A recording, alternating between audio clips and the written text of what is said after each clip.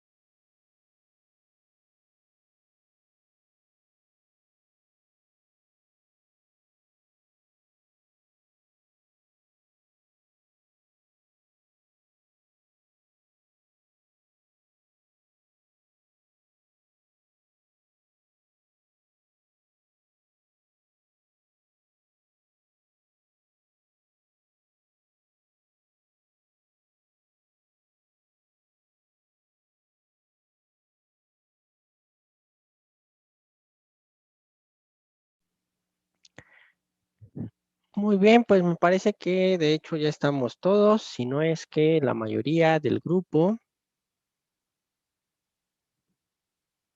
Recording in progress. Ok, chicos. Pues buenas noches a todos. Antes que nada, me presento. Mi nombre es Josué Daniel Rivera Fernández. Voy a ser su profesor de la asignatura de programación básica en esta carrera, en esta ingeniería de sistemas energéticos y redes inteligentes. ¿Vale? Entonces, en esta parte o en este sentido, algunas de las cuestiones que vamos a ver en este momento o a lo largo de esta sesión son algunas generalidades, algunos aspectos de cómo vamos a trabajar la materia y también algunas otras cuestiones de cómo estaremos evaluando, por ejemplo, y los temas que vamos a estar tratando, ¿no? Y vamos a iniciar también de manera formal a ver los temas que debemos de estar trabajando. Ok, entonces, primero que nada, nuevamente les doy la bienvenida tanto a la UPM como al Instituto Politécnico Nacional y algunas de las indicaciones generales que me gustaría comentarles. Al entrar a la reunión, nada más, por favor, mantengan apagado su micrófono y si no es necesario, no es obligatorio que tengan encendida la cámara, ¿ok? Yo en ocasiones la tendré encendida, otras ocasiones realmente la tendré apagada, pero con la intención de optimizar los recursos. Como ustedes saben, muchas veces nos puede llegar a fallar el internet a cualquiera de nosotros, me refiero tanto a ustedes como a mí, y por esta cuestión de tratar de optimizar y que realmente estemos enfocados en la clase, posiblemente no tenga todo el tiempo yo encendida mi cámara, ¿ok? Hablando un poco respecto a esta parte que dice de que en los exámenes lo vamos a solicitar, debido a varias circunstancias que se han dado en cursos anteriores, han solicitado que preferentemente tengamos la cámara encendida para la parte de la aplicación principalmente de los exámenes. Ok, yo se los indicaré cuándo van a ser nuestros exámenes. Tendremos por lo menos 3 exámenes, cada uno para nuestros parciales. Por ahí quizá podamos tener alguna actividad extra, algo que normalmente algunos otros profesores llaman como exámenes sorpresas. Yo no lo manejo como tal de esa forma, digamos, o no lo nombro de esa manera, pero sí les puedo llegar a dejar alguna actividad para ir viendo el progreso que tienen a lo largo de nuestro curso. ¿Ok? ¿Por qué dice aquí que íbamos a dejar entre 5 y 10 minutos? Esto por el hecho de que es nuestra primera sesión, ¿no? Y nos vamos a ir conociendo poco a poco.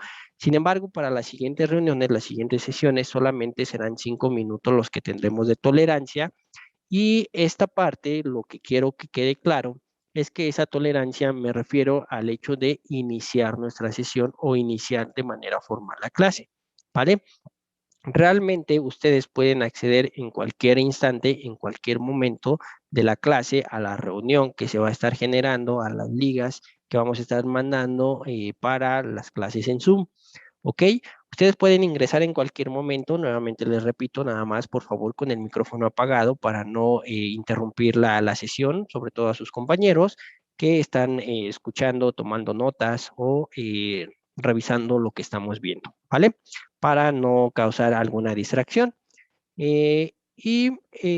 Básicamente en cuestiones de cómo iniciar la clase, sería todos los aspectos que hay que tratar, ¿no? Esto por la cuestión simplemente de que estamos trabajando en línea y tenemos que adaptar algunas circunstancias, ¿no? Algunas cuestiones. Algunos otros aspectos que también hay que mencionar. Primero, la materia que nosotros tenemos es programación básica. Lo menciono porque, aunque parezca algo curioso, ahorita con esta situación me ha tocado el caso de que se han metido algunos alumnos y resulta que no era la materia que iban a tomar, ¿no? O a considerar. Y acabo de ver que aquí está mal escrito. ¿Ok? Muy bien. Perfecto. Corrigiendo eso. Ahora sí. Ya faltó aquí la C. Ahí está. Muy bien. Entonces, ahí revisen muy bien que sea como tal la materia, la asignatura que vamos a tomar. Estamos en la parte de ingeniería en sistemas energéticos, ajá, y redes inteligentes, ¿vale? Y el horario que yo tengo marcado, ahí es, por favor, nada más confírmeme si estamos todos dentro de la misma sesión. Lo tenemos precisamente el día de hoy, lunes, los días martes, jueves y viernes, en un horario de 7 a 8:30 de la noche, donde los días martes y jueves están destinados a que sean sesiones de laboratorio o sesiones prácticas, y los lunes y viernes alguna parte de sesión teórica. Posiblemente esta primera semana vamos a tratar un poco más algunas sesiones teóricas y ya posteriormente vamos a empezar a realizar algunas cuestiones prácticas, que de hecho a lo largo del semestre se van a dar cuenta que en realidad va a haber días en los que, aunque no tengamos marcado como tal alguna sesión teórica, podemos ver algunos puntos importantes, o viceversa, aunque tengamos planteada ahí una sesión teórica, podemos ver algunas actividades prácticas, ¿no? Con toda intención de que ustedes puedan obtener mayor habilidades, sobre todo en una materia como lo es programación básica, donde lo importante es la parte de la práctica. El cómo vamos a estar evaluando, que es otro de los procesos que necesitamos ver antes de comenzar nuestras clases, es precisamente la distribución o los porcentajes de aquellos elementos que vamos a estar considerando. Básicamente están divididos en dos aspectos, tanto nuestro examen como la parte de tareas, trabajos y prácticas, ¿ok? En este caso, yo no evalúo, por ejemplo, como algunos otros profesores, la parte de la asistencia, y esa parte ya depende de cada uno de ustedes, si desea tomar la clase o no. Realmente, ese punto habrá quien tiene los conocimientos ya y no requiere de la clase, pero lo que sí necesito es que sí presenten tanto los exámenes como sus trabajos. Si no, pueden llegar a tener problemas por no presentar todas sus evidencias o lo que se conoce como sus competencias para poderles evaluar. ¿Ok?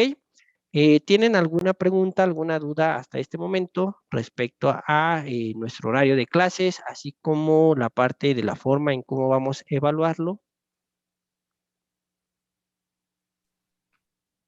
Yo tengo una pregunta, profe.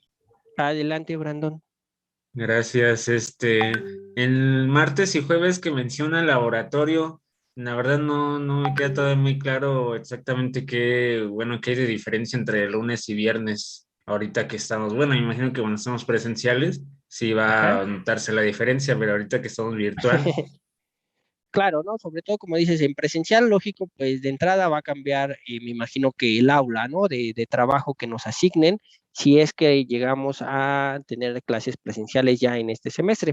En la parte práctica, en realidad, ahí ya vamos a empezar como tal a programar, al ver algunos aspectos de qué plataforma, por ejemplo, vamos a estar utilizando, cómo vamos a entregar o cómo vamos a iniciar a programar realmente. Vamos a empezar a hacer algunos ejercicios en relación a elementos que nosotros tenemos que estar programando y demás, ¿vale? Eso es realmente la parte del laboratorio, la parte práctica. En algunos aspectos teóricos, pues vamos a definir, por ejemplo, qué es un lenguaje de programación, algunas otras cuestiones que son introductorias desde el punto de vista de el tipo de computadoras que existe, ajá, qué es una computadora, periféricos de entrada, de salida, muy generales, que están dentro de nuestro temario y que muchas veces, aunque las damos por obvias, muchas veces sí es necesario repasarlas. Entonces, en aspectos teóricos se ve toda esta parte. Por ejemplo, cuando estemos trabajando ya con algunas librerías, lo que vamos a estar utilizando, de hecho, cabe mencionar en esta pregunta, es el lenguaje de programación de Python. ¿Ok? Entonces, en algunas sesiones teóricas vamos a definir, por ejemplo, algunos tipos de datos, cuáles son los operadores que se pueden utilizar en Python, las librerías que tiene como tal, ajá, las bibliotecas que hay para trabajar con Python. Y en la parte práctica, pues simplemente ya vamos a hacer uso de esos elementos en algún ejercicio o en la realización de códigos, ¿vale? No sé si quedó claro, Brandon. Sí, claro, sí, entiendo evidentemente la diferencia. Muchas gracias. Ok, perfecto. ¿Alguien más tiene dudas, chicos? ¿Comentarios, preguntas? Sí, nuevamente podría repetir los que vamos a usar, es que los andaba anotando. Ah, claro que sí, Marco. Realmente lo que vamos a estar utilizando en lenguaje de programación va a ser Python. Toda la sesión va a ser sobre Python, como tal, lenguaje de programación. ¿Ok? Ya ahí vamos a ver algunas cuestiones. Y ya más adelante vamos a ver el cómo manejarlo a distancia. Una de las ventajas de Python es que es un código libre. Ujú. Entonces, normalmente yo lo manejo desde Collaboratory, que es una plataforma que nos proporciona Google. Pero si tienen alguna otra herramienta y posiblemente algunos de ustedes ya han utilizado Python, ajá, pueden hacerlo en otras plataformas, no hay ningún problema. Sin embargo, quizá les sea más fácil el hecho de seguirme en Collaboratory para que todos tengamos la misma información. Ok, ¿Vale? profesor. Sí, gracias. Perfecto. ¿Más preguntas, chicos? ¿Más dudas?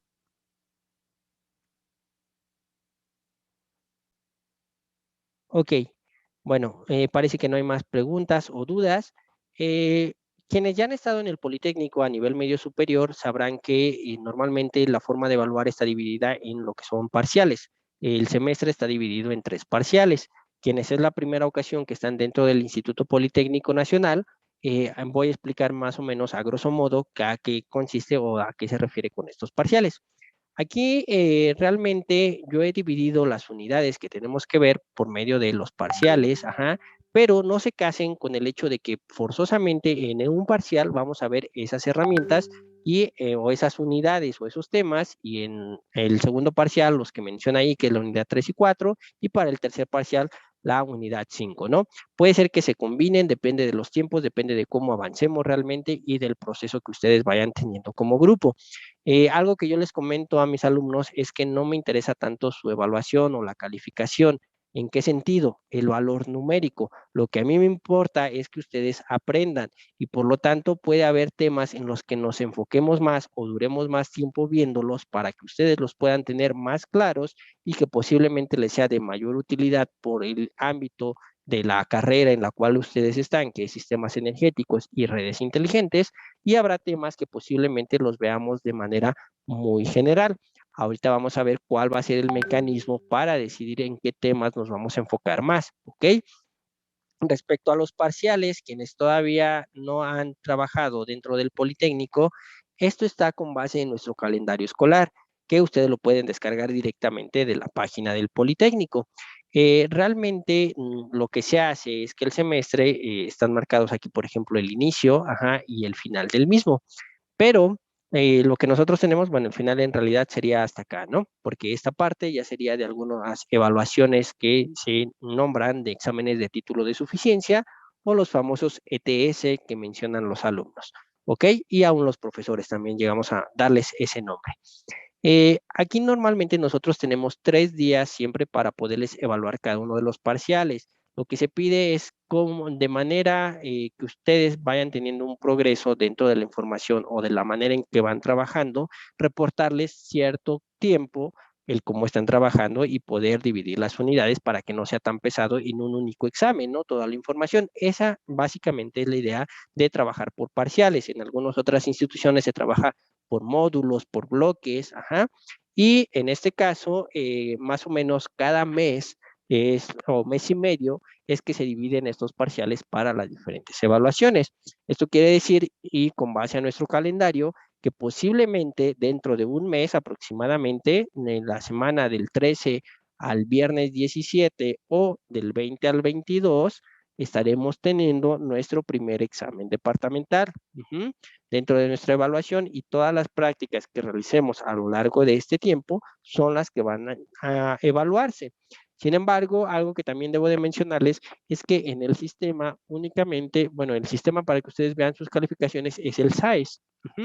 Y ahí solo van a aparecer la calificación final que tengan a lo largo del curso. Sin embargo, yo cada parcial les voy a entregar a ustedes la calificación del periodo. Eso significa que ustedes van a tener la forma de cómo ir verificando cuál es el promedio que tienen y qué tal van dentro de la materia. Dentro del Politécnico se evalúa como calificación reprobatoria de 1 hasta 5.9, a partir de 6 al 10, calificación aprobatoria. Menciono hasta el 5.9, ¿por qué? Porque normalmente cuando ustedes sacan, por ejemplo, un 8.7, un 9.6, ajá, siempre se redondea a la cifra superior. Sin embargo, en calificaciones que están del 5.5 hasta el 5.9, no es calificación aprobatoria, se queda en 5 para que lo tengan en cuenta o en consideración, ¿vale? ¿Ok? Y básicamente eso es a lo que nos referimos con los parciales o la forma en cómo vamos a estar evaluando. No sé si alguien tenga dudas, preguntas.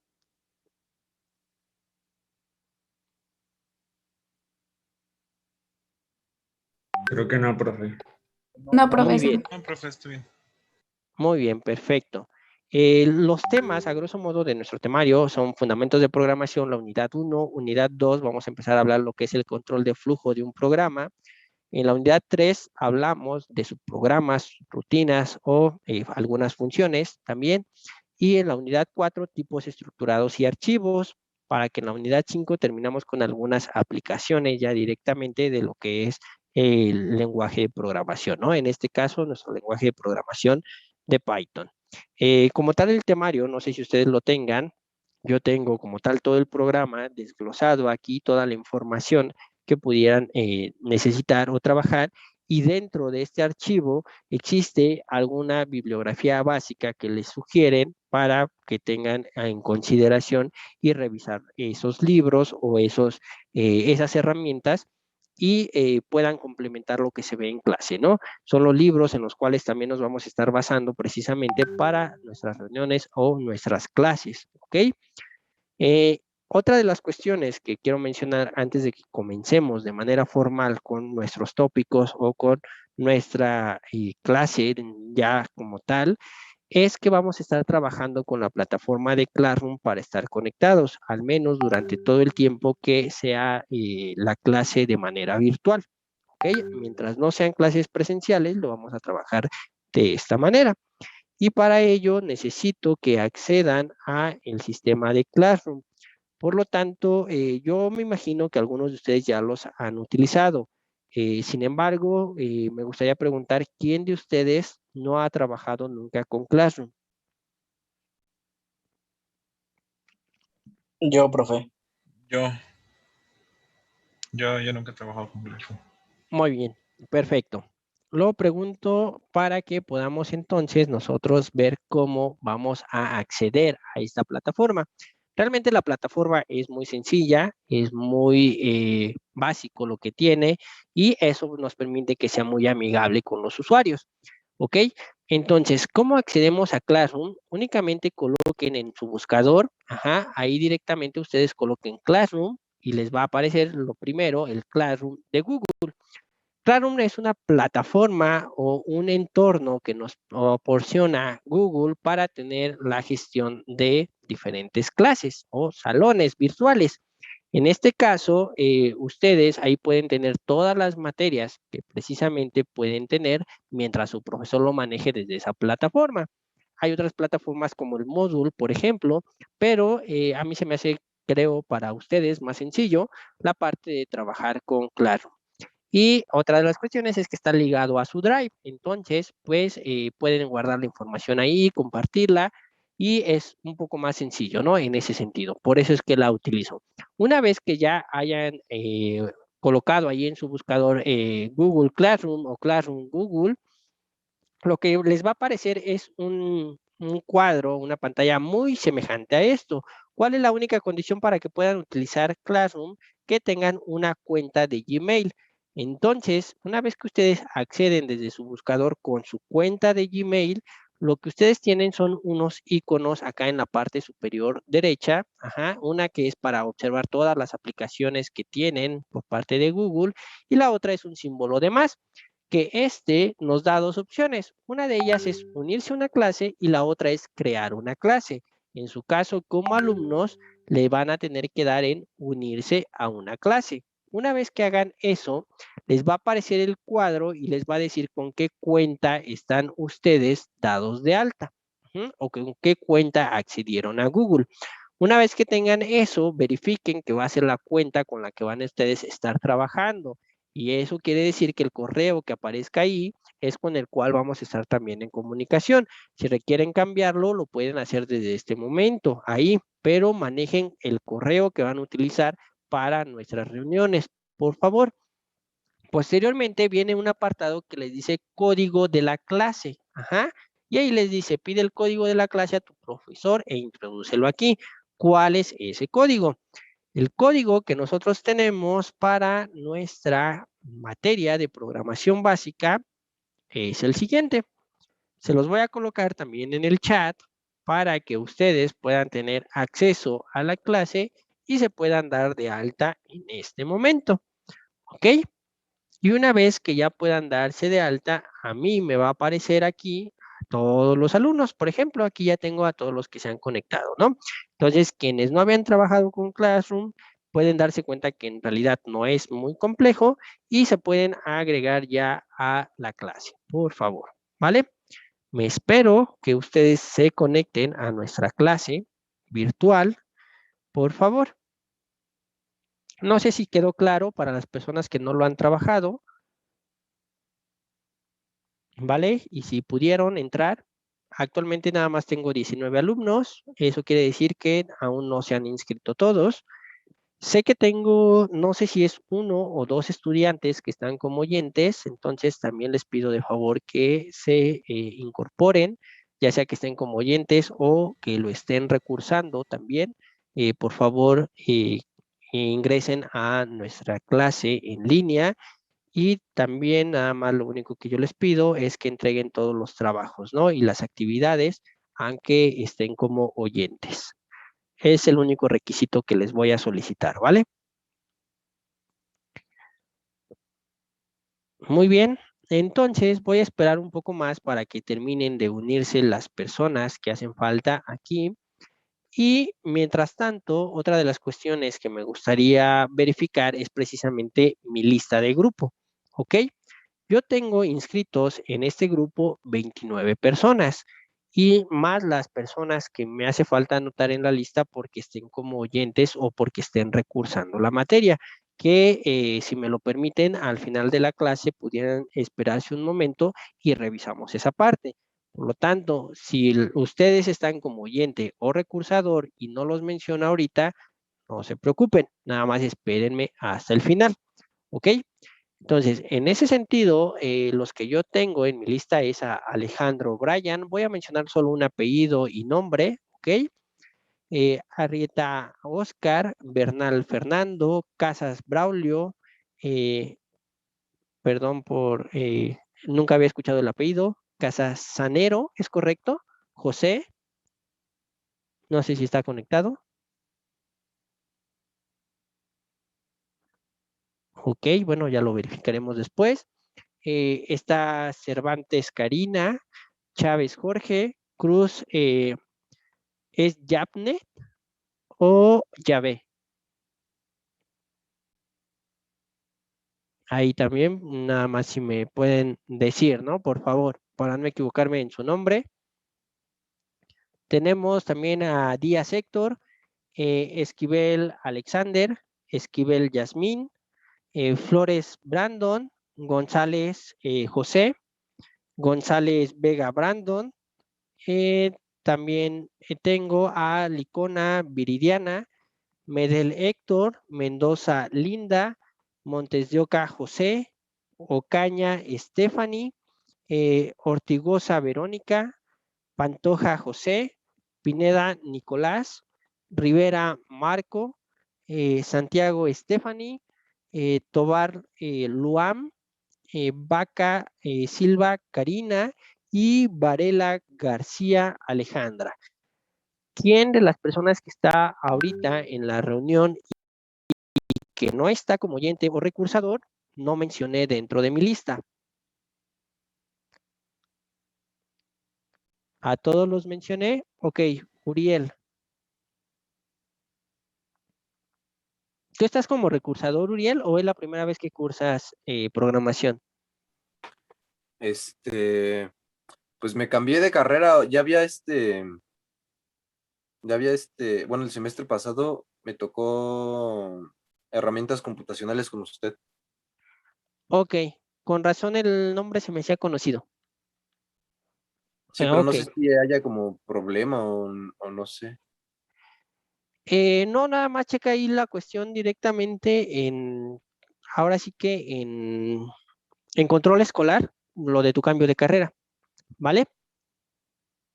Ajá. Para que puedas aparecer en mi lista. Y ya una vez que yo te tenga en lista, pues te pueda, pues ahora sí que evaluar, ¿no? Sin problema alguno. Y bueno, en este caso que dices, realmente la materia entre herramientas computacionales y programación sí es diferente, ¿vale? Entonces sí la tienes que cursar, ¿ok? Ok, entonces le mando un mensaje que a gestión escolar de UPM. Sí, sí, para que lo revisen porque no sé si ya estás inscrito como tal en la clase, o sea, de manera formal, Ok. Ok, ¿vale? profesor. Muy bien, perfecto. Y acá también me avisa Karime, tampoco estás, en tu caso, Karime, ¿vas a recursar, vas a estar de oyente? Voy a estar siguiente, profe. Ok, muy bien. Entonces, igual tú, Uriel, porfa, me esperan nada más hasta el final para que los pueda anotar en mi lista, ¿ok? Y de cualquier manera, chequen la situación en control escolar. En tu caso, Karime, que vas a estar de oyente, no sé si la quieras tomar como recursamiento, entonces ahí sí tendrías que revisarlo, ¿no? Nada más. Sí, es que bueno, me he comunicado con gestión escolar, pero no me han respondido los correos que he enviado. Entonces, por eso, pues, de oyente mientras. Mientras les dan una resolución, Una ¿no? respuesta. Sí, Exactamente, muy bien. Entonces, sí, nada más al final de la clase me esperan para tomarles los datos, ¿ok? Y de cualquier manera voy a ver si puedo preguntar también a alguien de gestión escolar o algo así para saber cómo es ese proceso y ya en algo que les pueda ayudar, pues ya se los compartiré a ustedes, ¿no? De cuál sería el proceso que tendrían que hacer ustedes, ¿vale? Ok, parece ser que ya nadie más, ¿verdad? Todos están bien. A lo mejor, bueno, también una disculpa por los nombres, algunos en cuestión de apellidos, les soy sincero, no los había escuchado antes o no los conocía, una disculpa. Y también las personas que tienen dos nombres, igual si quieren me pueden decir de qué manera me puedo dirigir a ustedes o qué nombre es el que prefieren que yo utilice para nombrarlos, ¿no? Y de preferencia, pues en ese sentido, coloquen su nombre como tal aquí en esta parte de su cuenta cuando entran a Zoom, el nombre que desean que yo les pueda decir, ¿vale? Muy bien. Otro de los aspectos a considerar antes de seguir es mi correo, ya lo tienen, yo les he enviado correo, de cualquier manera también a ustedes se los compartieron para que supieran quién es su profesor o se pudieran poner en contacto con él, en este caso conmigo. Y lo que haría falta, por ejemplo, si algún día requieren algo, es, les comparto ahí por chat mi WhatsApp para que si ustedes lo deciden así o si creen que sea necesario, puedan generar un grupo de nuestra clase como tal, es decir, del grupo en sí, y estar en comunicación también por WhatsApp si así lo deciden. ¿Ok? Si no lo deciden de esa manera, toda nuestra comunicación va a ser por Classroom, entonces, y por correo electrónico. No sé si ya tengan establecido jefe de grupo. Sé que es el primer día y no se conocen o se están conociendo, pero cuando ustedes ya tengan un jefe de grupo, igual me lo hacen saber y ya si gusta esa persona puede hacer el grupo en WhatsApp, incluyéndome, para que estemos en contacto o en comunicación. ¿Vale? Ah, perfecto, Jorge. ¿Está bien, Jorge o Alberto? Ok, perfecto, está muy bien, Jorge. Entonces, ahí yo les dejo de todas maneras mi contacto y si ustedes lo deciden viable, pues generen ese grupo, ¿no? En WhatsApp para que estemos en comunicación. Muy bien. Entonces, ya se inscribieron como tal acá. Bueno, tengo inscritos 28 alumnos y en la reunión somos 31. Quiere decir que aún me falta que se inscriban 2 personas a la clase. ¿Ok? Ahí, por favor, nada más considérenlo. Sí necesito que estén ahí porque ahí me van a subir todas sus tareas, trabajos, prácticas y la entrega de los exámenes. Además de que es necesario porque si nos vamos a la parte del tablón, podrán ver que ya hay una información ahí que les he subido previamente y ya tienen asignado su primer ejercicio o su primer trabajo. Es realmente un cuestionario, chicos, y por favor, les pido que lo respondan en este momento. Ajá, voy a darles unos 15 minutos para que lo puedan resolver. Ya cuando la mayoría lo haya contestado, proseguiremos con nuestra sesión del día de hoy. Sin embargo, algo que sí es importante mencionarles, esta actividad es un cuestionario, como su nombre lo indica ahí, es un diagnóstico. No lo vean como un examen. A veces la palabra examen, creo que cuando somos estudiantes nos llega a asustar un poco, pero esto es más que nada información para mí. Supongo que a lo largo del día ya han realizado algunos otros exámenes diagnósticos o cuestionarios, ajá, pero no sé si les explican el motivo del por cual requieren a veces o requerimos nosotros como profesores este tipo de herramientas. En realidad lo hacemos con la intención de ver si tienen conocimientos previos sobre el tema, ajá, y cuáles son los temas que a ustedes se les pudiese complicar más y enfocarnos en esos temas. Por eso, nuevamente repito, cuando yo mencioné esta parte de las unidades por parcial, no se casen con el hecho de que tengamos que verlos en ese orden. Puede ser dependiendo de las respuestas que ustedes tengan en su cuestionario de diagnóstico, el que esto se pueda modificar un poco, la estructura del curso, con la intención de que ustedes se lleven los conocimientos que requieren para poder trabajar. ¿Ok? Entonces, chicos, no sé si tengan alguna duda, alguna pregunta. Si no es así, les pido de favor que comiencen con el cuestionario que ya tienen ahí en Classroom. ¿Vale? ¿Preguntas, comentarios? Yo tengo una pregunta, profe. Adelante, Brandon. En el lo primero que te pregunta aquí el cuestionario es el correo electrónico. ¿Ponemos el personal, el institucional, el provisional o cuál ponemos? El que ustedes gusten, no hay ningún problema. Si gustan, pueden utilizar el mismo que están utilizando para estar en comunicación aquí en Classroom. No hay ningún problema en esa parte, ¿vale? Ah, ok, muy bien, gracias. No, de que al contrario. ¿Más preguntas, chicos? ¿No? Perfecto. Entonces, les doy un tiempo No, muchas para gracias. que, no, de que al contrario, ustedes lo puedan responder. Si tienen alguna pregunta, alguna duda, ajá, con todo gusto, aquí voy a estar durante este tiempo. Simplemente voy a pausar la grabación, ¿ok? Recording stopped. Y voy a dejar de compartir la pantalla, simplemente para que se puedan concentrar ustedes en su examen.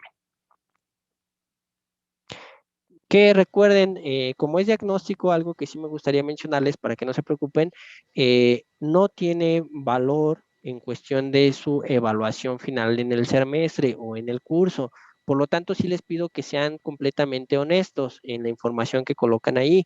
No es necesario que ustedes lo investiguen ahorita en Google o en cualquier otra fuente de información, pero sí sean honestos, por favor, porque con base en ello yo plantearé la forma de ver las siguientes reuniones o nuestros temas, ¿ok?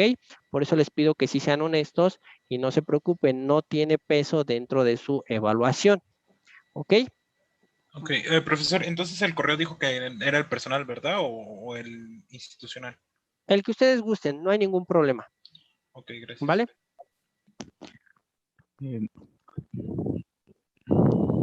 Oiga, profe, Adelante, Nicolás. eh, ya estoy en Classroom, pero como tuve que salir, no sé cómo entrar a su área. Ok, no te preocupes. Te paso el código de la clase, ¿vale? Te lo comparto aquí por el chat. Ok.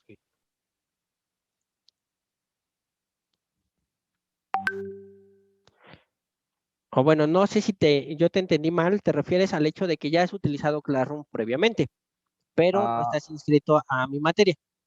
exacto, a eso me refiero. Exactamente, ok. Entonces ya te envié el código para que te unas a la clase, ¿vale? Ahí está en el chat. No sé si ya lo ves, es ZQK5ZOV. Ok, pero bueno, sí, no sé cómo unirme. Es la primera vez. Ok. Lo que debes de hacer es directo en tu explorador, coloca ahí Classroom, ¿ok? Y le pones, si quieres para que te lo dé directamente, ponle todo, Classroom Google. Y ahí te va a aparecer primero un anuncio y posteriormente te va a aparecer el link que es classroom.google.com, ¿ok? Sí. Le das clic ahí o entras a ese apartado. Ya. Déjame compartirte la pantalla. Ok, ¿ya De puedes hecho, entrar profe, a esa parte? ya estoy en donde puedo poner el código. Gracias. Exacto, muy bien. Perfecto.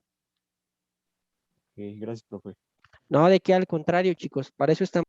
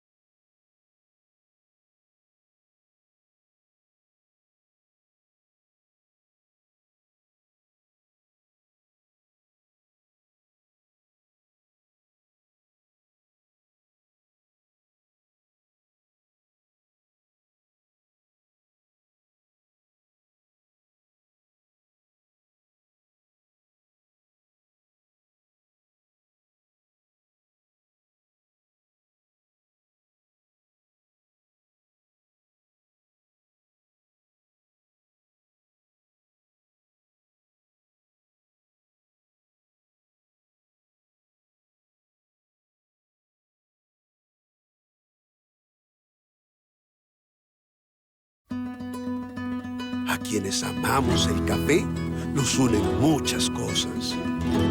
Nos une la pasión de hacer lo que más nos gusta.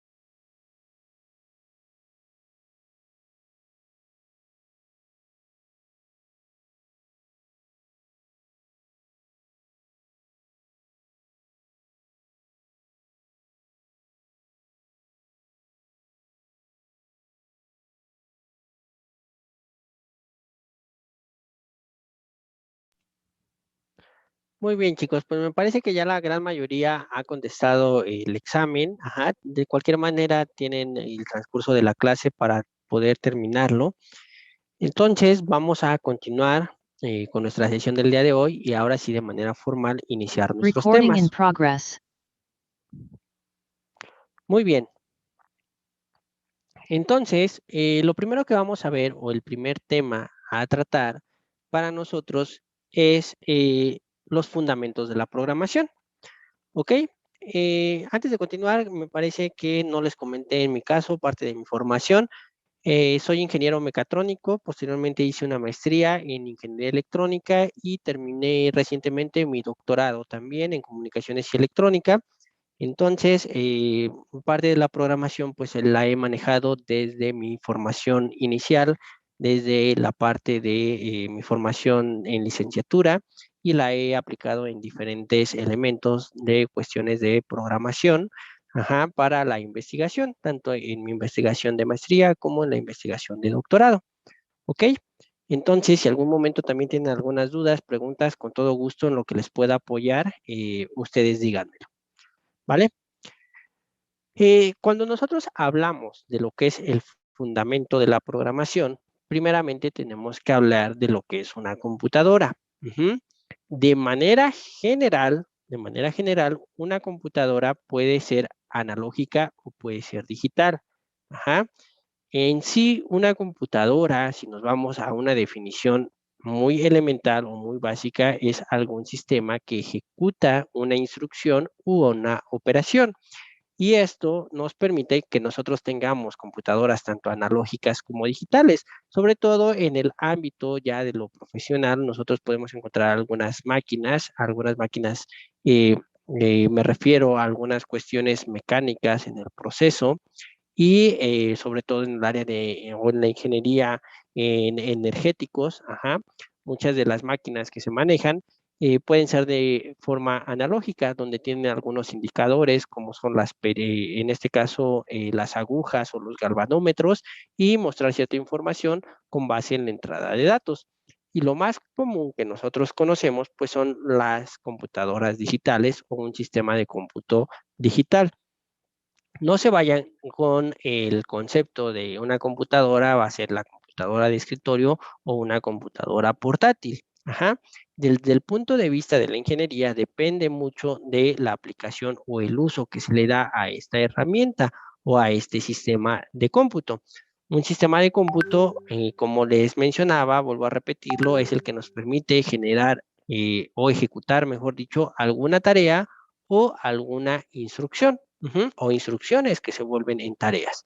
Entonces, de manera general, o la estructura con la cual cuenta, en este caso, una computadora digital, que es en la que nos vamos a enfocar nosotros por la parte de la programación, son tres elementos principales. Lo que es la parte de entrada, salidas de datos, ajá, dispositivos de almacenamiento y formas de representación de la información. ¿A qué me refiero en cada uno de estos elementos? Si nos vamos a los aspectos muy generales de la computadora, que los vamos a ver, estamos hablando de los periféricos de entrada y periféricos de salida, en cuestiones de entrada y salida de datos. Pero ya viéndolo también desde un paradigma de la programación, nosotros hacemos referencia a entrada y salida de datos a toda la información que vamos a procesar. Los dispositivos de almacenamiento, pues pueden ser diversos, ¿no? Desde dispositivos en la nube, como son algunas herramientas computacionales, como es el Drive, OneDrive, Dropbox, también tenerlo en el correo, ¿no? Y todo este tipo de elementos.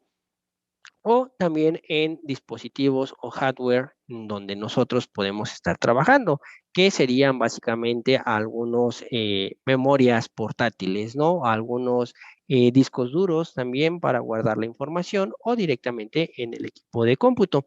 Y para la parte de la representación de la información es el cómo nosotros visualizamos y cómo mostramos los datos. Puede ser por medio de gráficas, puede ser por medio de tablas, ajá, o puede ser por medio de reportes. Normalmente serían los elementos más utilizados. Ahora, cuando nosotros hablamos de una computadora, normalmente el término programa o el concepto de programa es muy común que se emplee y muchas veces se maneja como software o programa. Sin embargo, tenemos dos tipos de programas, unos que son programas de sistema y otro que es programa de aplicación. ¿Ustedes conocen la diferencia entre estos dos elementos? Lo que es un programa de sistema y un programa de aplicación.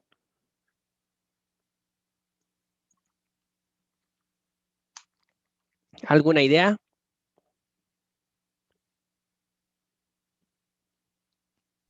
O sea, que es como, por ejemplo, la programa de sistema como tipo Windows y el programa de aplicación, bueno, para las aplicaciones normales, se podría decir así. Exactamente, a grosso modo, la palabra que lo diferencia y que sabemos nosotros identificarlo es la parte de sistema y aplicación, ¿no?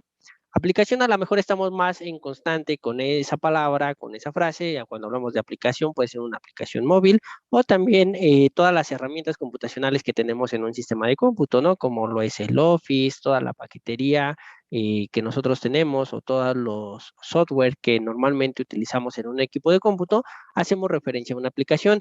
El sistema, como bien lo mencionó su compañero, es cuando hablamos precisamente del sistema operativo, ajá, y no sé si en su momento a ustedes les tocó, bueno, aunque todavía los traen las computadoras, pero normalmente antes era necesario acceder a él, era el sistema de la BIOS, que era el que controlaba precisamente o que controla gran parte de, el hardware de su sistema computacional. Sin embargo, ya no es tan común que se hable de él, ¿no? Ya prácticamente todo es por medio de aplicaciones. De hecho, antes para hacer configuración en sus equipos de cómputos tenían que entrar a la BIOS y cambiar ahí información, como por ejemplo desde qué disco duro quieren que arranque su sistema, establecer cuáles son las memorias, ajá, si tienen particionado su disco o no. Todos esos aspectos antes se llevaban desde la BIOS. En la actualidad, los sistemas operativos ya han sido a lo largo de su desarrollo más amigables con el usuario y eso ha permitido que por medio de aplicaciones puedan modificar todos estos elementos, ¿ok? No sé quiénes de ustedes todavía trabajaron con la BIOS o son muy chicos para hablar de esas cuestiones, son muy jóvenes, Yo llegué a trabajar un poquito con la BIOS, ¿ok? es que bueno, yo en la vocacional, yo fui en el C1, bueno, yo crucé la carrera y Ok, tengo en redes de cómputo y yo sí manejé ok, varios. Programación literalmente yo sí vengo en ceros porque mi profesor era un asco para explicar y de verdad no, nunca le entendí sus ejemplos. Digamos que en términos poquito así como para resumir, eran pues absurdos sus ejemplos, nunca explicó nada. Así ok, literal, entonces pues ahora sí que vengo a aprender, pero la Bayo sí la llegué a usar, pero en otra materia. perfecto. Bueno, en esta parte realmente, digamos, no se preocupen quienes no han visto la parte de la BIOS o la BIOS. En realidad, simplemente es como ejemplo, ¿no? Para cuáles los software o los programas de sistema y los programas de aplicación. No nos vamos a concentrar en esa parte. Lo que vamos a hacer es precisamente ver la parte de programación. Vamos a programar algunos códigos y vamos a aprender ahí algunas cuestiones, ¿no? Entonces, igual en ese sentido, Marco, pues esperemos que sea de gran utilidad este curso y que realmente te lleves los conocimientos que tú estás esperando, ¿no? Sobre todo para que puedan complementar tu formación académica, ¿vale? Ahora, uno de los aspectos, o pasando y al mismo tiempo mencionando otra vez la parte de los diferentes tipos de computadora que existen, muchas veces estamos más relacionados con el concepto de una computadora digital y de ahí podemos hablar de las computadoras portátiles o las computadoras, en este caso, las famosas PCs, ¿no? Que eran antes y ahora las laptops. Antes, aunque el término PC realmente fue por la parte de computadora portátil, en realidad, pues en la actualidad lo conocemos como un equipo de escritorio, ¿no? Porque no lo pueden estar cargando a diferencia de una laptop, que es más fácil el poderlo llevar de un lugar a otro, ¿no? Pero el punto de las computadoras analógicas que en la parte de ingeniería normalmente se utilizan, como les mencionaba hace un momento, este tipo de computadoras normalmente requieren de un proceso físico. Normalmente son procesos mecánicos los que se realizan y procesos electrónicos. Si bien las computadoras digitales también realizan algunos tipos de procesamiento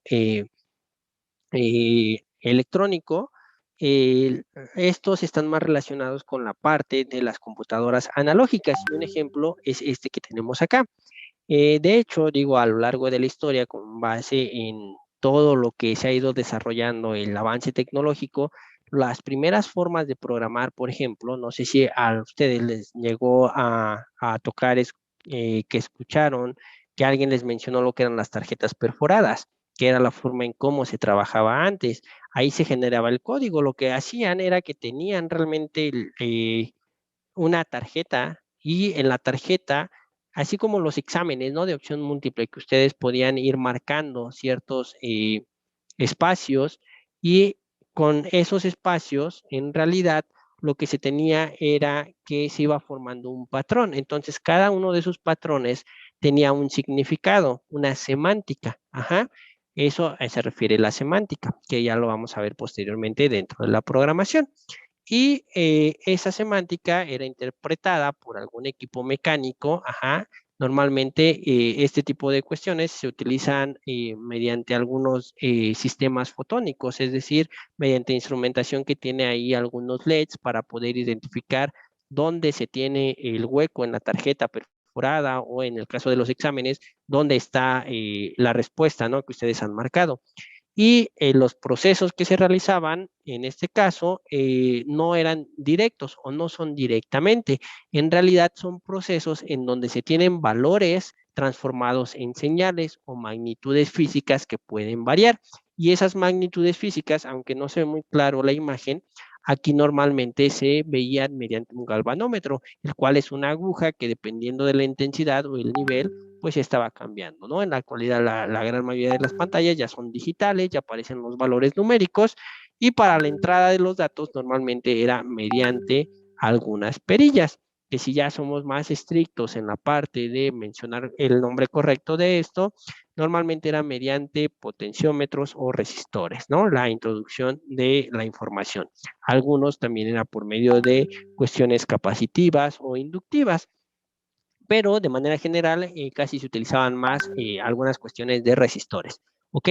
Una de las partes importantes es que los sistemas de cómputo analógico no requieren en sí una programación, pero sí requieren como tal el efectuar algún proceso físico o algún proceso mecánico para ejecutar alguna acción. Por lo tanto, como no se programan o no se cambia lo que se efectúa una vez que se ha diseñado el instrumento, esto significa que son máquinas con un propósito específico.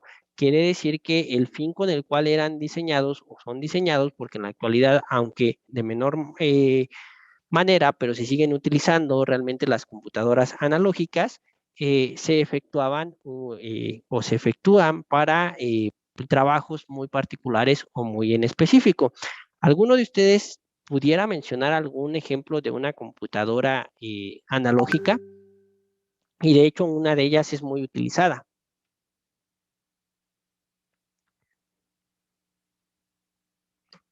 Ejemplos. Las televisiones, ¿no sería un ejemplo? Sí tiene entrada analógica, pero al final, digamos, la pantalla te muestra una imagen en formato digital, ya sea que se transforme por medio del tubo de rayos catódicos, las anteriores, y en este caso las pantallas, ¿no? Las pantallas LED o pantallas LCD realmente transforman la información, ¿vale? Ok. Sin embargo, ese podría ser en tal caso, digamos, un ejemplo de un sistema análogo digital, es decir, combina parte de los dos. ¿La máquina CNC? La máquina CNC, en este caso, sí existen máquinas CNC que también ya son digitales y de hecho algunas de ellas, pues tú colocas realmente ya sea una memoria USB o en la misma máquina, ¿no? Como tal, programas tu código con códigos G, en este caso, y efectúa, en este caso, las instrucciones que están programadas ahí. Entonces, como realmente estás programando, si regresamos aquí a la definición de la parte, perdón, de las computadoras analógicas, ajá, nos dice que no requieren una programación, por lo tanto, un CNC no lo podemos considerar como una máquina o una computadora analógica, ¿vale? ¿Sí queda claro? Perdón, ya no alcancé a ver quién fue, quién hizo la participación. Sí, está claro. Ok, muy bien, Yasmín. ¿Si es Yasmín o Jazmín? Como sé, está bien. Muy bien, ok, perfecto.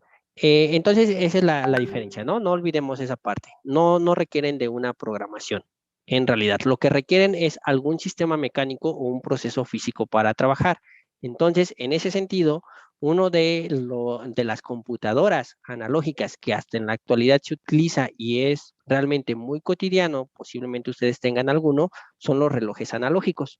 Ujú. Los relojes como tal tienen un proceso, un mecanismo que es meramente mecánico y sirve para un propósito específico, el que es el medir el tiempo o el transcurso del tiempo. ¿Ok? Entonces realmente se puede considerar como una computadora analógica. Otra computadora analógica u otro ejemplo pueden ser los radares.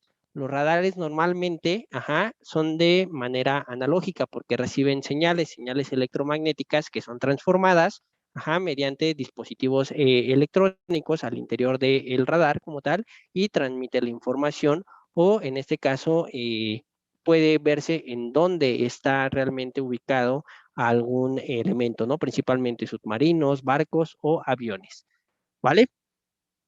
Una de las cuestiones también importantes es que a diferencia de las computadoras digitales, las computadoras analógicas normalmente los resultados son aproximados. Ajá. Eso quiere decir que aunque tengan ustedes, por ejemplo, el caso, regresamos al ejemplo del reloj, que es uno de los elementos que normalmente pueden tener ustedes mayor contacto o que pueden tener más en mente, no sé si han escuchado que normalmente cada cierto tiempo los relojes pueden fallar o pueden cambiar la hora. Y son muy pocos los relojes analógicos que realmente están bien sintonizados y que les dicen que cada cierto tiempo o cada cantidad de lecturas, o en este caso, pueden llegar a fallar o fallan, no sé, un segundo o cuestiones por el estilo, ¿no? O hasta en milésimas de segundo. En realidad, sí, el reloj es muy bueno, pero todos los elementos son aproximados. Realmente los dispositivos digitales también suelen ser aproximados. Todo depende de cómo es que se realice la programación en una computadora digital o en un dispositivo digital.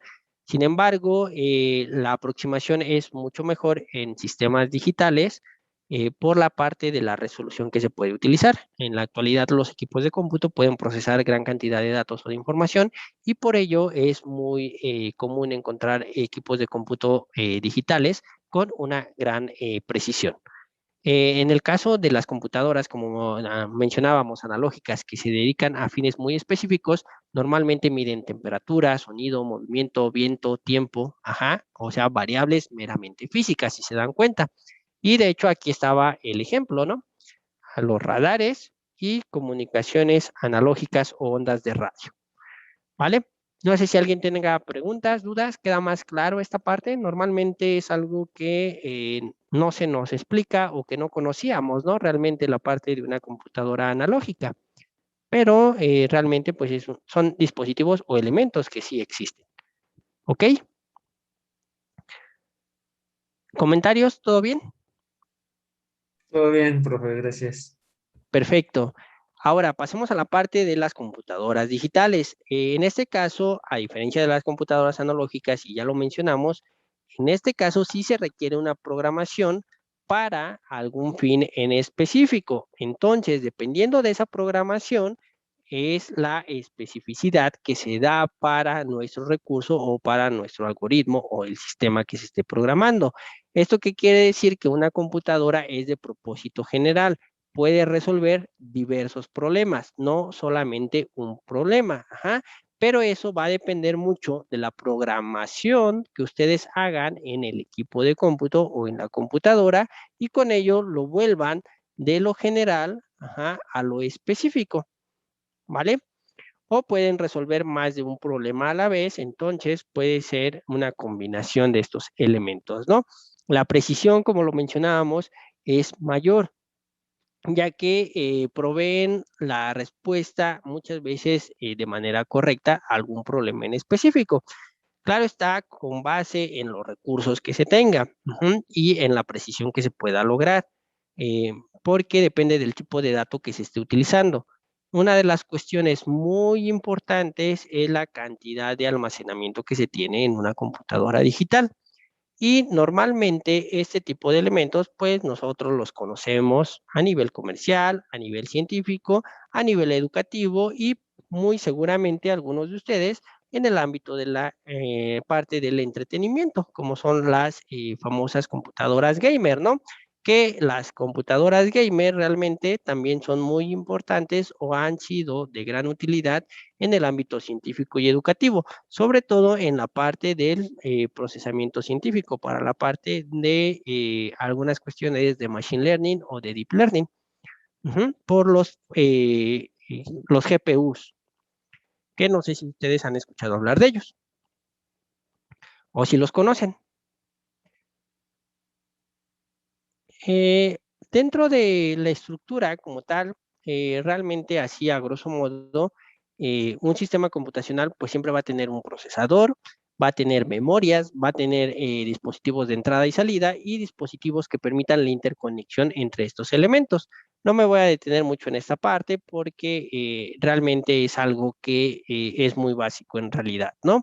El procesador pues simplemente lo que nos hace es precisamente el control de todo el funcionamiento del sistema, es la unidad central. Ajá.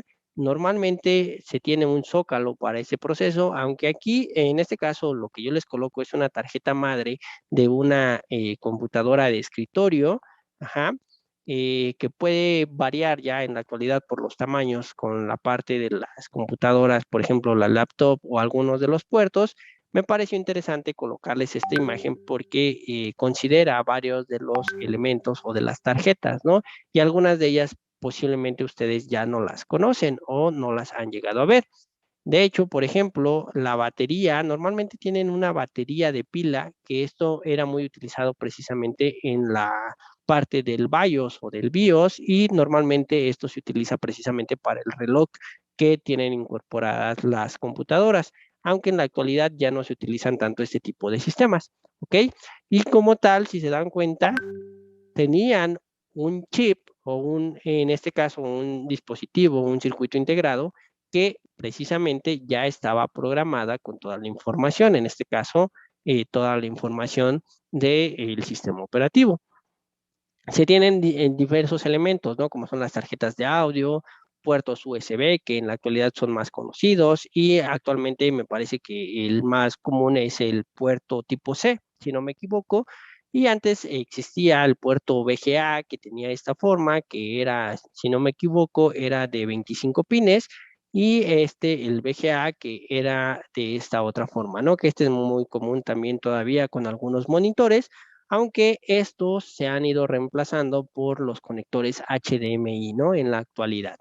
Y algunas computadoras también tenían puertos tanto para la parte del mouse o el famoso ratón y el teclado, ¿no? En la actualidad estos se hacen mediante conexión de puertos USB o algunos elementos, aunque sí se conecta realmente el dispositivo, este suele ser nada más una interfaz para conectar mediante conexión inalámbrica el dispositivo, en este caso mediante Bluetooth, generalmente se conectan o el teclado o el mouse o hasta algunos elementos como lo son las bocinas también o elementos de audio, ¿vale?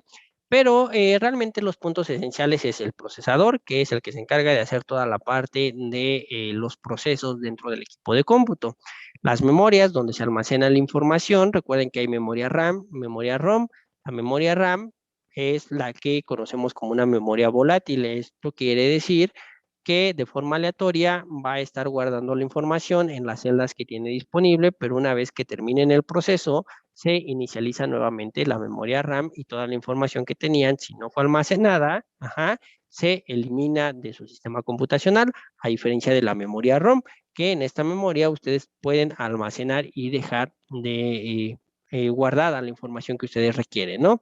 Caso de los subsistemas de entrada y salida, nosotros los conocemos como periféricos. Periférico es todo aquel elemento que se conecta a nuestro equipo.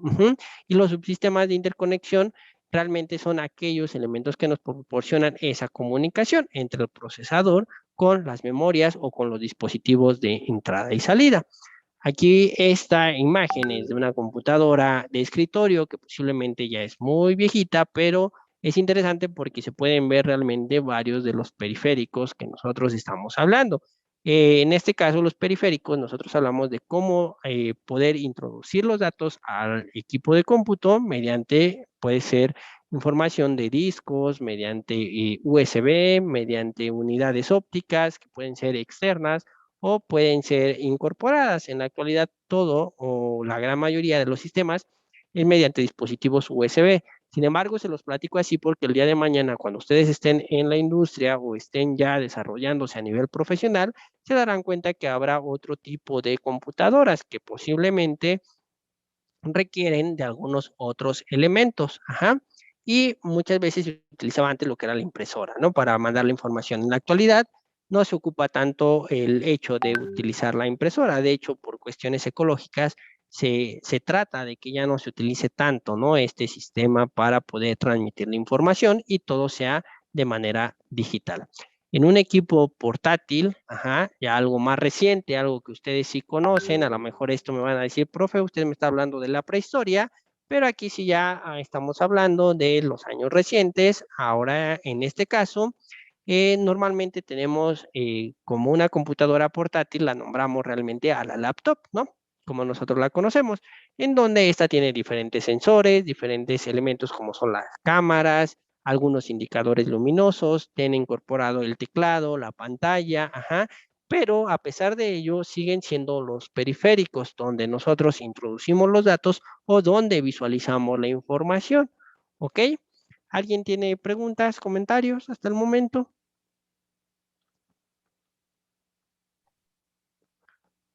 ¿Todo bien? No, Muy profesor. bien, Todo bien, profe. Todo bien, profe. perfecto. Muy bien, chicos. Ok, entonces continuando con esta parte, bueno, periféricos de entrada simplemente es todo aquello que nosotros tenemos para introducir la información, teclados y algunas unidades externas también. Ajá. Periféricos de salida es aquello que utilizamos nosotros para poder reproducir u observar la información.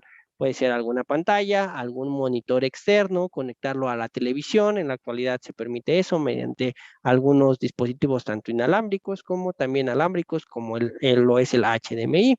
Y aunque estos sistemas ya son muy viejitos, en realidad en la actualidad se han retomado bastante por los espacios ahora que se tienen de tanto dispositivos como los GPU, las tarjetas madres, sistemas de enfriamiento, ajá, para la construcción de equipos gamer. Aunque ya existen computadoras gamer portátiles, hablando de cuestiones de laptop, creo que lo más común es que se creen computadoras, en este caso de escritorio, por los tamaños que se tienen realmente los dispositivos o precisamente los periféricos, es decir, las memorias, en este caso los procesadores y demás. Y por el tamaño de los mismos es que se generan los gabinetes. Ajá, y ya teniendo el gabinete ahí se guarda toda esta parte o toda esta información. ¿Ok? Cuando hablamos de periféricos de almacenamiento, pues nos referimos a todos aquellos dispositivos que nos permite guardar la información y poderla llevar a otro equipo de cómputo, ¿no? Ya sea mediante algún sistema, una USB, antes los discos ópticos, ajá, que ahí utilizan muchas partes de instrumentación fotónica, y muy recientemente quizá algunos elementos en la red, ¿no? Para que ustedes guarden lo que se conoce ahora como la nube, donde tienen algunos sistemas que les permiten guardar la información y poderlo transmitir o compartir con demás elementos, ¿no? Algunos ejemplos de este tipo de periféricos, pues teníamos teclado, el mouse, micrófono, escáner, cámara, lápiz óptico como el que yo estoy utilizando en la actualidad para poder hacer algunas anotaciones dentro del equipo de cómputo, apoyado también de una tableta, la cual traería como parte de los periféricos de entrada, lectores de USB, de CD y DVD, que en la actualidad ya no son tan utilizados, ¿no? Sin embargo, pues existen en la actualidad todavía y es importante recordarlos o mencionarlos. Periféricos de salida, realmente tenemos, por ejemplo, monitores, altavoces, impresoras. Y tenemos periféricos mixtos, ¿no? Si se dan cuenta, como la diadema en este caso. ¿Por qué es mixto? Porque yo estoy introduciendo señales de sonido mediante el micrófono que nosotros tenemos aquí y mediante los auriculares yo puedo escuchar lo que ustedes me mencionan, ¿no? Cuando hacen participaciones, en este caso, y aquí pues engloban precisamente los sistemas que eran precisamente lo que se conocía antes como bocinas o parlantes, ¿no? Y aquí tenemos los dos elementos, por lo tanto pueden ser dispositivos mixtos. Sin embargo, en la actualidad todavía podemos tener mayor contacto con dispositivos que son de entrada-salida, es decir, dispositivos mixtos como las computadoras que son sensibles al tacto o en este caso algunas tabletas, ¿no? Que es muy común utilizarlo. Algunas impresoras son multifuncionales, nos permiten escanear, eso quiere decir que tengo entrada de datos, nos permiten imprimir, tengo salida de datos y algunas de ellas me permiten almacenar la información en memorias o dispositivos portátiles. Los adaptadores de red también se consideran como un periférico mixto debido a que este nos permite hacer la conexión, ¿no? Con diferentes elementos o precisamente diferentes computadoras para transmitir la información mediante un sistema de red, ya sea red local o la parte de, en este caso, el Internet, ¿no? O una red global. En este caso, también tenemos dispositivos en la actualidad como estos que se encargan también de poder realizar algunas cuestiones, aunque se utilizan en algún momento para entretenimiento, son utilizados también en algunas aplicaciones de control de algunas máquinas, desarrollo de algunos sistemas, en donde mediante realidad virtual o realidad aumentada, ustedes pueden manipular algunos procesos y verlo mediante los famosos oculares, ¿no? Y tener en este caso algunas de las opciones para poder también manipular los dispositivos o la información. No sé si ustedes han utilizado este tipo de dispositivos.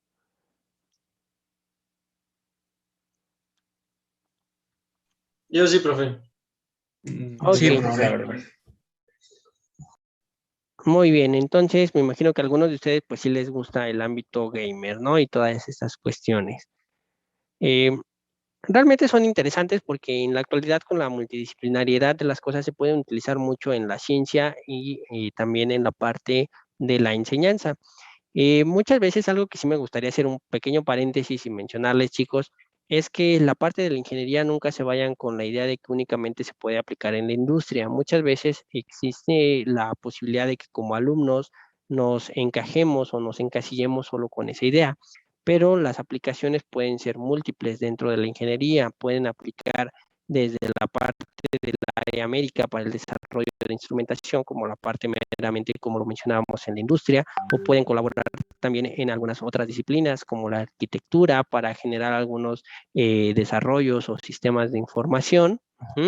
En la actualidad existen varias herramientas computacionales con todo el surgimiento de lo que son las redes inteligentes, precisamente algunas aplicaciones del deep learning, del machine learning, en donde, por ejemplo, ustedes para diseño también en cuestiones mecánicas pueden generar las piezas, imprimirlas en las famosas impresoras 3D, pero también, por ejemplo, en cuestiones de arquitectura, en diseño, también pueden ustedes manejar algunas cuestiones. Existe, por ejemplo, en la actualidad, conozco algunas herramientas donde, por ejemplo, ustedes toman la foto, no sé, de la sala y quieren cambiar el color que ustedes tienen en las paredes.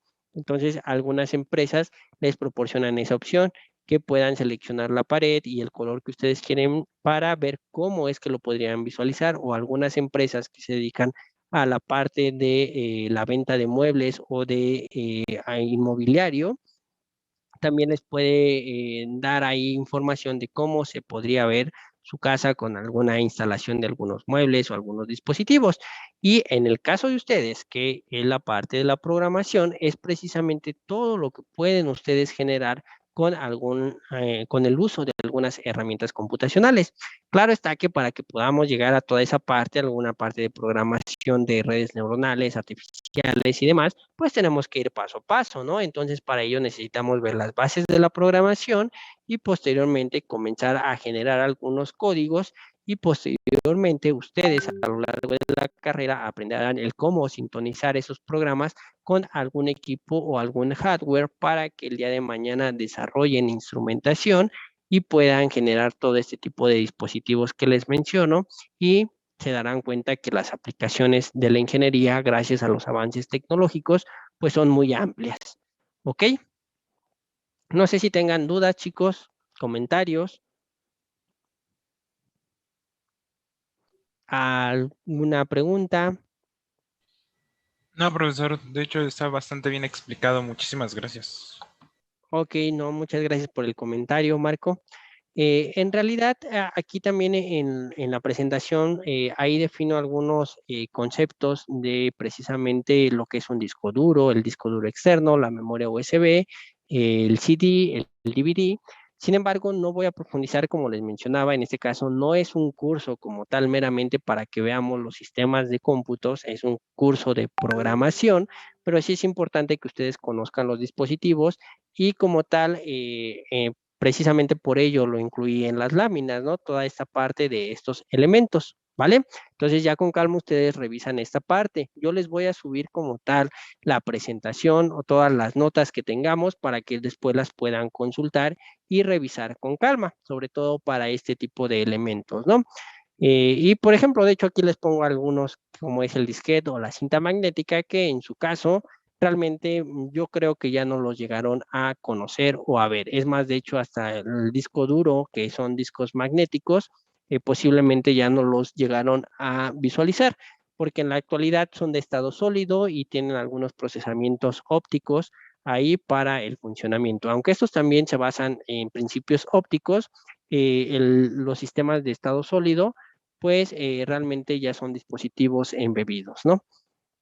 Pero lo que sí me gustaría hacer énfasis y que es muy importante tener en consideración es la parte del procesamiento de la información.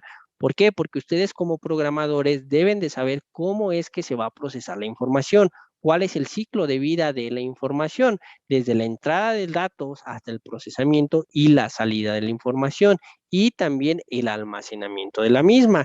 Y en realidad esto, chicos, se vuelve un ciclo. Ajá. ¿Por qué? Porque una vez que ustedes almacenan datos importantes, puede llegarse a dar el caso, sobre todo cuando están viendo la parte de la ciencia de datos, que esa información que ya almacenaron y que extrajeron porque es importante para el análisis que ustedes estén realizando, puede ser que requieran todavía más información en concreto y con base en ello, entonces volverá a ingresar datos a su equipo de cómputo y realizar el proceso mediante la programación que ustedes realicen y obtener nuevamente una salida de datos o salida de la información. Pero, entonces, ¿qué es el procesamiento de la información? ¿Alguna idea? ¿Qué es el procesamiento de la información?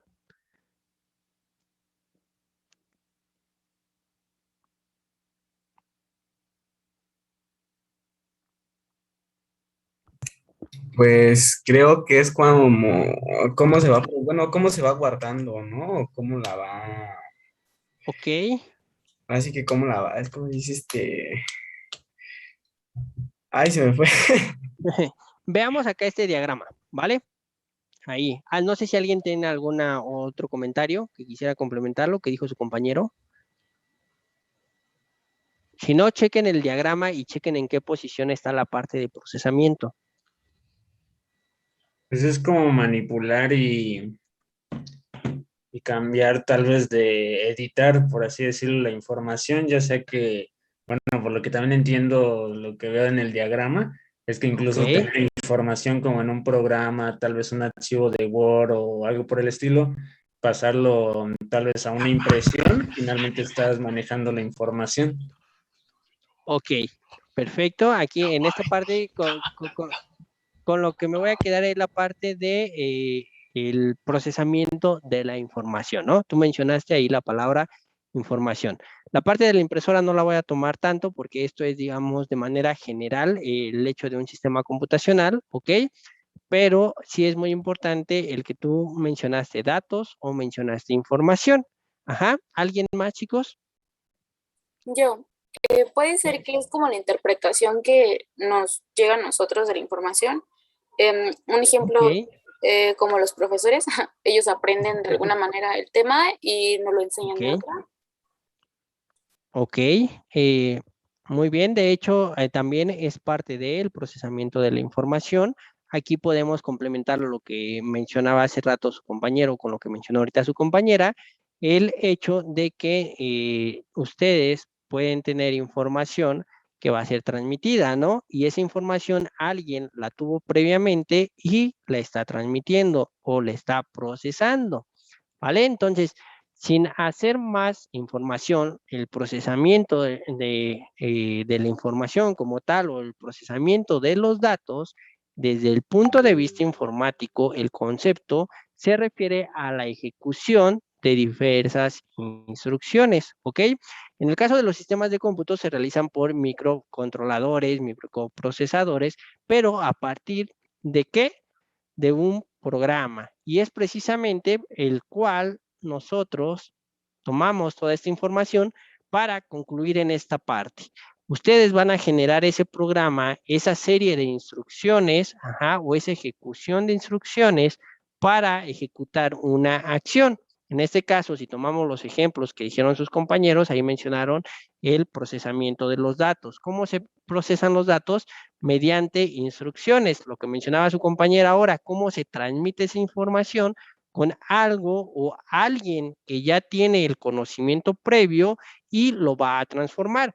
Si lo relacionamos ese concepto o esa parte desde el punto de vista de la programación, podemos darnos cuenta que en la actualidad existen lenguajes de programación que tienen librerías y esas librerías tienen funciones. Imagínense que esa librería, o esas funciones es el profesor que les está dando a ustedes los temas. La librería es el profesor, los temas, en este caso, sería todas las funciones o métodos que tiene la librería para que yo pueda realizar algún proceso o alguna ejecución de instrucción. Entonces, los datos entran, realizo yo mi código o mi programa y con base a lo que se ejecute dentro de mi programa, yo obtengo una salida de datos o una salida de información. ¿Vale? ¿Queda claro? Se ve la relación también con lo que sus compañeros mencionaron y el ejemplo que retomamos de su compañera Yasmín. Sí, profe. ¿Vale? Muy bien, chicos. Faltan 5 minutos para que nuestra sesión del día de hoy termine, pero voy a dejar la reunión hasta este punto. Normalmente no me gusta extenderme tanto.